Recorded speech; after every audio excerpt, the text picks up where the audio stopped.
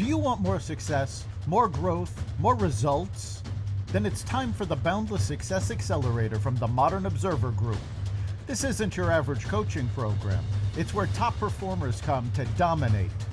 Weekly group sessions, on-demand coaching, a community that's got your back, and a power-packed library of tools to supercharge your business and career. No more excuses, no more waiting. Get in, level up, and start building the life you've been dreaming about. Visit us at modernobserver.com/boundlesssuccess to join today. Let's get you to the next level. We're here because the news is being distorted. We're here because people are being inundated with misinformation on social media. We're here because people are being judged guilty until proven innocent. We are fighting back with facts. This is not a safe zone, so buckle up, Buttercup. This is the raw, naked truth.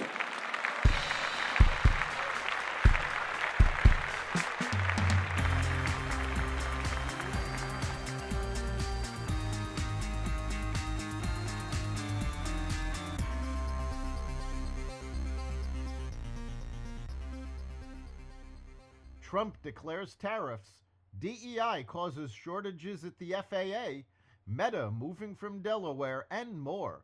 Welcome to the Raw Naked Truth. I'm your host, Eric Lopkin, and here's the news you need to know. The White House on Saturday announced a wave of tariffs against Mexico, Canada, and China, marking the first major levies of President Trump's second term and laying the groundwork for a continental trade war. Effective Tuesday, the U.S. will impose a 25% levy on imports from Canada and Mexico, a 10% tariff on energy products from Canada, and an additional 10% tariff on China. The tariffs will be imposed under Emergency Economic Authority, never before used for tariffs, because of the major threat of illegal aliens and deadly drugs killing our citizens, including fentanyl, Trump posted on his Truth Social platform. There will be no exemptions to the tariffs, a senior administration official told reporters on Saturday, and the duties will be in place until the White House is satisfied that the trading partners have scrubbed out the illicit fentanyl moving into the U.S.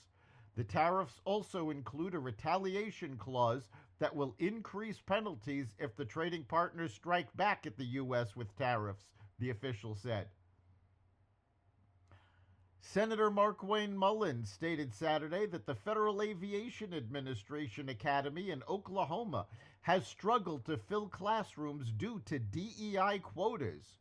Where the FAA air traffic controllers get trained is right here inside of Oklahoma, in Oklahoma City, Mullin said. That's their training hub, and I will tell you, we were having a hard time filling the classes because of DEI. Flight safety has become a topic of debate this week after an American Airlines plane and an Army helicopter collided outside Reagan National Airport on Wednesday. 2 days later, on Friday, a medical jet crashed on a street near the Roosevelt Mall in Philadelphia, Pennsylvania. The low staffing numbers at the FAA have been known for quite some time. The president of Panama, Jose Raul Molino, says that his country won't renew its deal with China's Belt and Road Infrastructure Initiative after meeting with Secretary of State Marco Rubio over the weekend. Last month, Trump threatened to take back the U.S.-built Panama Canal using military force if necessary, citing fears of growing Chinese influence over the strategically important waterway.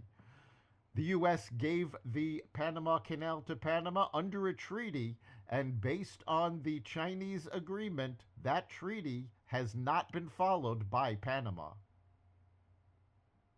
Venezuela's government will take back tens of thousands of migrants, President Trump said Saturday, removing a major obstacle to his plans for mass deportations. The deal was negotiated with Venezuelan strongman Nicolas Maduro by Trump envoy Richard Grenell, who on Friday made a rare visit by a U.S. official to the capital of Caracas. Grenell also returned to the U.S. Friday evening with 6 Americans who had been detained in Venezuelan prisons. It is so good to have the Venezuelan hostages back home, and very important to note that Venezuela has agreed to receive back into their country all Venezuelan illegal aliens who are encamped in the U.S., Trump said in a post on his Truth Social site. He noted that Venezuela would take back members of the Tren de Aragua, a violent transnational gang that has recently expanded to the U.S. from several Latin American countries, and that Maduro's government would provide transport for its citizens to return. The Israeli government has ordered the United Nations Relief and Works Agency, known as UNRWA, to cease operations in the country effective on January 30th, 2025. This decision follows years of mounting accusations against the agency, including claims of involvement with the terrorist group Hamas. The move marks the culmination of a long-standing effort by Israel to distance itself from the organization, which it accuses of undermining its national security. The Israeli legislation passed in October 2024 explicitly bans UNRWA from operating within Israel's sovereign territory.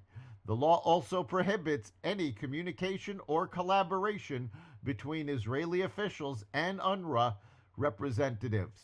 Under the new rules, all UNRWA facilities in Jerusalem, including those in Malat Daphne and Kafir Adgab, must be evacuated. The legislation also addresses accusations that UNRWA has allowed Hamas to infiltrate its ranks. A covert agency within Iran's Ministry of Defense and Armed Forces Logistics, tasked with the development of Iran's nuclear program, has been found to be operating out of top sites used by Iran's space program. Iran has hidden elements of its nuclear development program under the guise of commercial enterprises, and it has been suspected of using its space program to develop technologies that could be applied to its nuclear weapons program. Reporters learned that, according to information obtained by sources embedded in the Iranian regime, evidence collected over several months shows that Iran's chief nuclear development agency, the Organization of Defensive Innovation and Research, has been operating out of 2 locations previously recognized as space development and launch sites. Meta CEO Mark Zuckerberg is now considering moving Meta's incorporation out of Delaware. The Wall Street Journal reports that Meta is considering switching its state of incorporation from Delaware to Texas, which wouldn't impact the company's California headquarters. Many U.S. companies are based in Delaware, which had until recent years been known for business-friendly laws and a streamlined court system. Over the past few years, the environment in Delaware has become less business-friendly, and companies have been moving to Texas, Wyoming, and other states. Elon Musk recently moved his companies out of Delaware after a state court nixed his Tesla pay package, which had been approved by Tesla shareholders. That's the Raw Naked Truth. You can catch every episode of the Raw Naked Truth at xvadio.com, the Apple Podcasts app, YouTube, Rumble, Spotify, iHeartRadio, Audible, Amazon Music, and other platforms that respect freedom of speech. We'll see you next time.